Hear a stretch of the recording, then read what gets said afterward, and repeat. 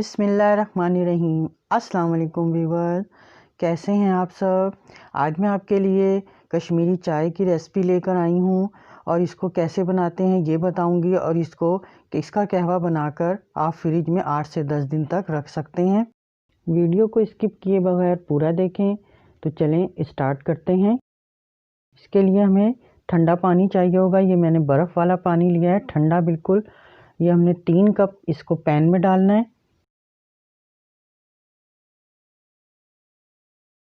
ये मैंने 3 कप ले लिए हैं और एक दालचीनी का ये टुकड़ा है 1.5 इंच का और एक है बादियान का फूल, ये भी मैं इसमें डालूँगी। 5-6 इलायची हैं, छोटी इलायची जो होती है सब्ज़ वाली, ये भी इसमें डाल दूँगी। ये मैंने 5-6 ली हैं। और ये है कश्मीरी पत्ती, ये मैं इसमें डालूँगी। कश्मीरी चाय की पत्ती है, ये 3 टेबलस्पून मैंने इसमें डालने। ये 3 टेबलस्पून मैंने इसमें डाले और इसको अब मैंने चूल्हे पे रख देना है और इसको इतना पकाना है कि हमारा पानी जो है वो 1 कप रह जाए। ये देखें, ये पक कर तकरीबन 1 कप रह गया है। इसको मुसलसल मैं चलाती रही हूँ इसी तरह। और अब मैं ये फिर ठंडा पानी इसमें 3 कप और डाल दूँगी।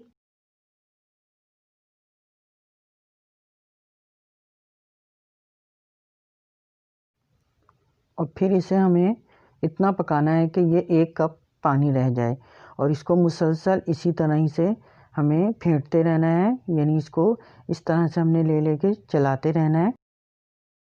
और इसको तकरीबन अब मैंने इतना ही पकाना है कि ये 1 कप रह जाए। और अब ये देखें 1 कप बस इसमें रह गया है। अब मैं इसमें फिर दोबारा से 3 कप पानी और डाल दूँगी और उसको इतना पकाऊँगी कि वो 1.5 से 2 कप रह जाए। तो मैं ये 3 कप पहले इसमें पानी डालती हूँ। पहले हमने पकाया था तो उसमें 1 कप रह गया था, अब हमने सिर्फ 1 कप पानी और पकाना है। इसको मुसलसल इसी तरह से चलाती रहूँगी। देखिए इसमें कितना अच्छा कलर आ गया है।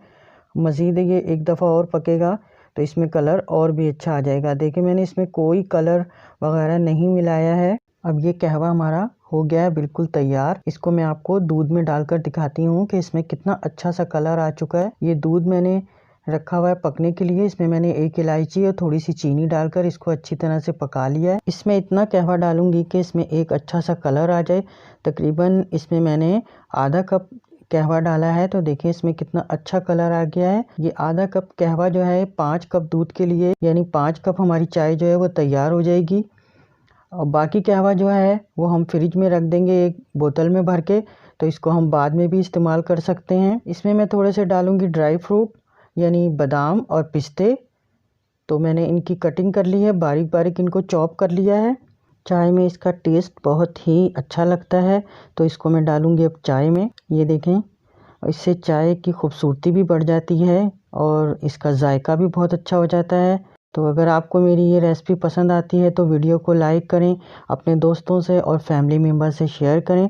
सब्सक्राइब करना तो हरगिज़ ना भूलें। अल्लाह हाफिज़।